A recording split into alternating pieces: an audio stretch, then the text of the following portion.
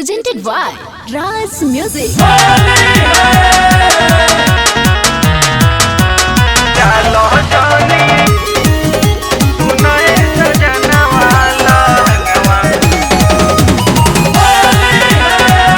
Raz Recording Studio, Noida.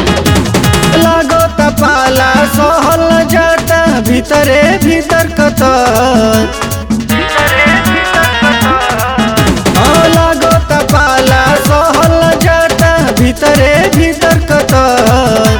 कि ऐसे डाल जनी सुनए सजना वाला हंगवा लस लस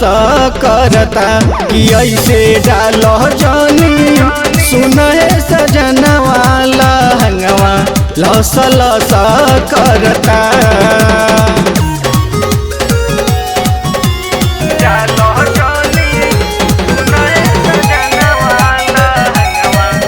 Music by Sane Saga.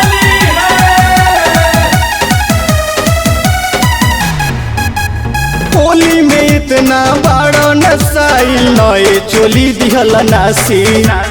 ऊपर से नीचे कुछ न छोड़ल सब दन गैल तू चाटी ए हो होली में इतना बड़ा नसाइल नए चोली दिहल नासी ऊपर से नीचे कुछ न छोड़ल सब दन गैल तू चाटी कि ऐसे रंग जानी दोनों मोर जो बनवाला हंगवा लस लस करता कि ऐसे रंग जानी दोनों मोर जो बनवाला हंगवा लस लस करता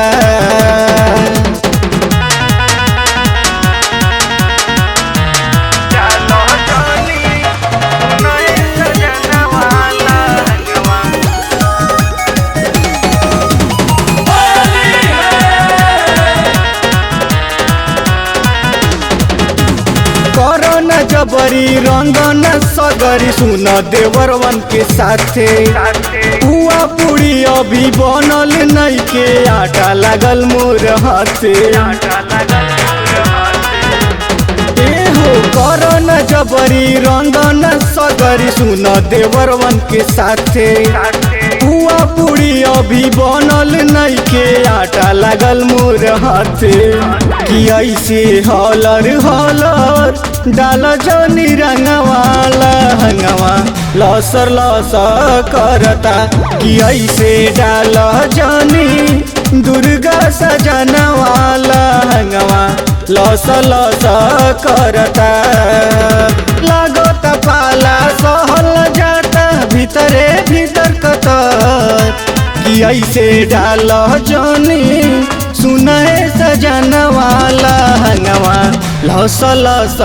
करता कि ऐसे डाल जनी सुनए सजना वाला हंगवा लस लस करता।